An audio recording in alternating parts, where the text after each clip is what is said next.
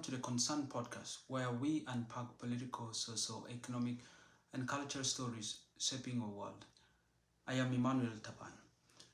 Now, the Embassy of South Sudan in Nairobi, Kenya, has shut down, its services paused, not because the government of Kenya has issues with the government of South Sudan, but simply because the government of South Sudan and the Foreign Affairs Ministry has not paid the rent for the landlord that actually harbors the embassy in Nairobi. And for that reason, the landlord has shut down the embassy simply because the government of South Sudan has not paid a rent that amount to about 9,000 US dollars, which is cumulatively, I think, for a 1 year. So the government of South Sudan has not paid the rent for 1 year for an embassy, a mere embassy, 9,000 US dollars. That's the reason why the embassy is shut down. This is what we want to talk about on this video. Now, before we proceed, if this is your first time watching a video on this channel, please subscribe, hit on the notification button, like, comment, and if the videos interest you, share with your friends, your colleagues. It's a way of making the channel grow, and when it grows, it makes us proud and motivates us to make more videos back to back. Thank you for those who have been supporting us. Continue doing so. And as I said, that the embassy is now shut down. It is a confirmed. Reports are coming that the embassy is no longer providing services in Nairobi. Now, in this video, I want us to look at the impact of this move done by the landlord or the unpaid rent. How is it going to impact on the services, but also on the entire government of South Sudan and issues to do with perception? How is it gonna make the government of South Sudan look like?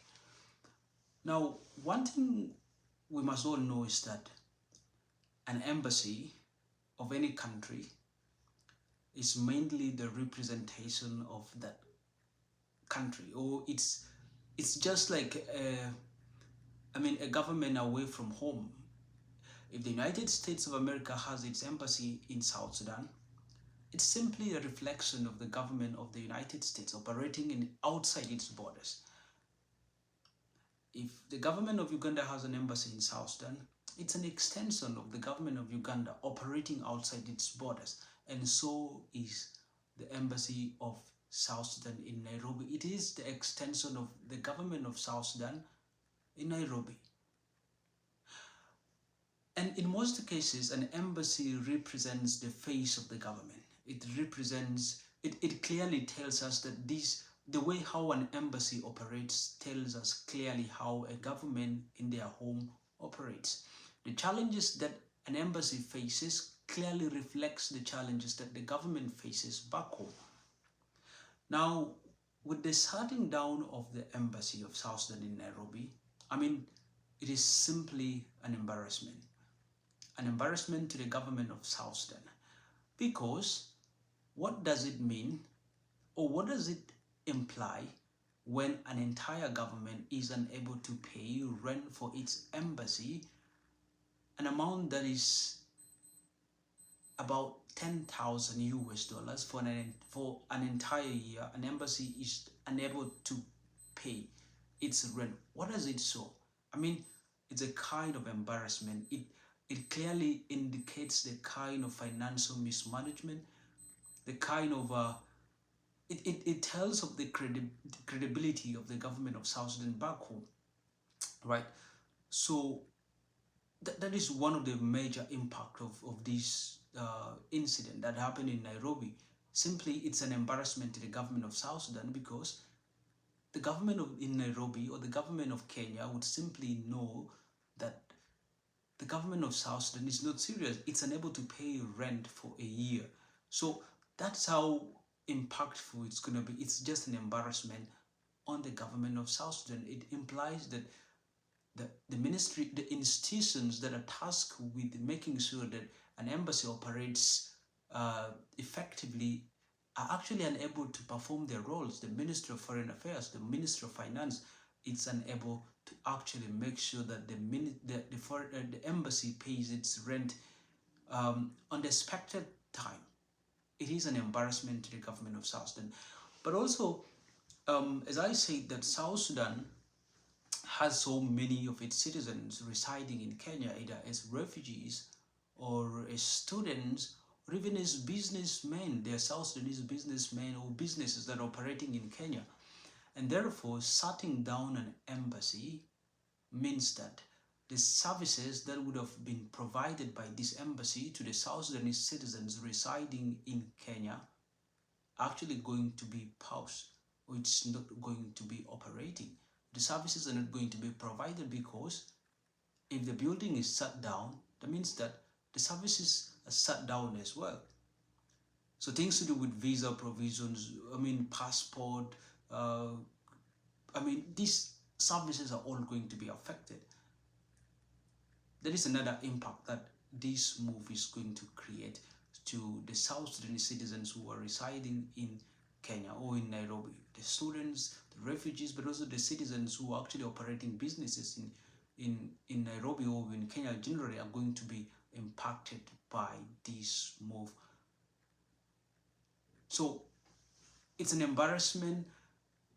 It is going to pause the provision of services to South Sudanese citizens, but even and by the way, the embarrassment that I'm talking here about is not only by the government of Nairobi or by the Kenyans or people of Kenya, but the entire world. People who get to know about this move, they have questions about,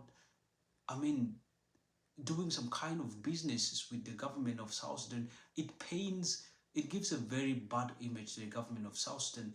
And I think it scares away people who might have interest to come and do some operations in South Sudan, because they feel there is some kind of incompetent government that isn't able to pay that.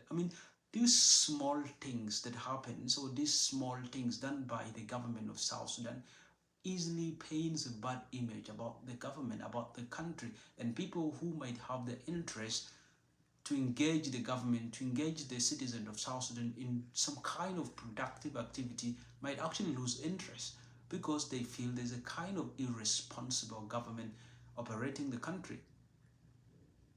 9,000 US dollars, an entire government is unable to pay. That raises so many questions, about the institutions, raises so many questions about the people responsible who are supposed to make sure that this rent is paid. It raises so many questions.